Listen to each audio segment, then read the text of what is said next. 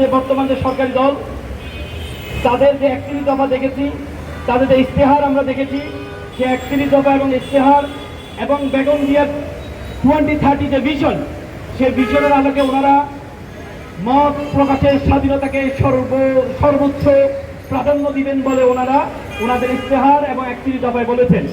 কিন্তু আজকে ওনারা ক্ষমতা আসার পরে যে 4 জন সাংবাদিকরা, আপনারা জানেন হয়তো, যে টেলিভিশনই ওনাদেরকে সাসপেন্ড করা হয়েছে। ওনারা নাকি নিউজ রুমে রাজনৈতিক কথাবার্তা বলেছেন, ওনারা নাকি ফেসবুকে পোস্ট দিয়েছেন।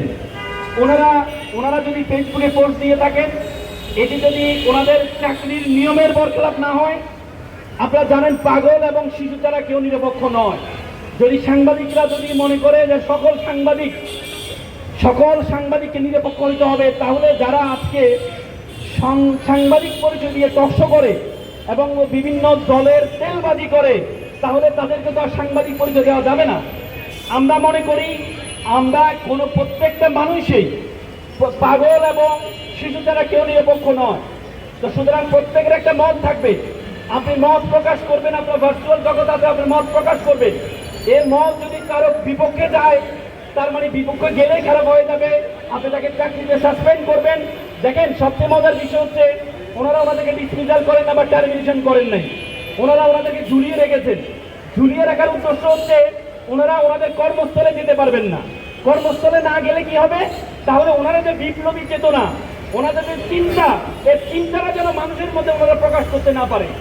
যদি এমন হতো ওনারা কোনো অপরাধ করেছেন, তাহলে আইনের আলোকে ওনাদেরকে ডিসমিসাল অথবা টার্মিনেশন করেন। কিন্তু আপনি ডিসমিসাল অথবা টার্মিনেশন না করে আপনি ওদেরকে সাসপেন্ড করে 3 মাস ঝুলিয়ে রেখেছেন, তার মানে আপনার উদ্দেশ্য খারাপ।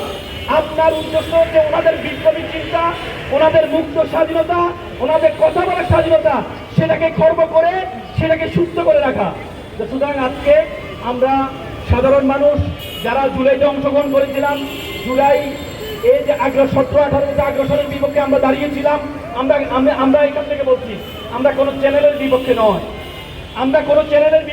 আমরা এখানে এখন টিভির সামনে দাঁড়িয়েছি, তার মানে আমরা এখন টিভির বিপক্ষে দাঁড়াইনি।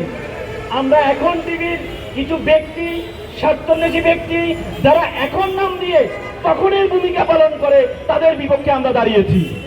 তো সুতরাং আমরা মনে করব আমরা তাদের যে সিদ্ধান্ত, এই সিদ্ধান্ত তারা বিবেচনা করবেন এবং যে 4 জন সাংবাদিক জুলাই যোদ্ধা, তাদেরকে অতি বিলম্ব না করে তাদের অতি দ্রুত তাদের চাকরিতে বহাল রাখা হোক।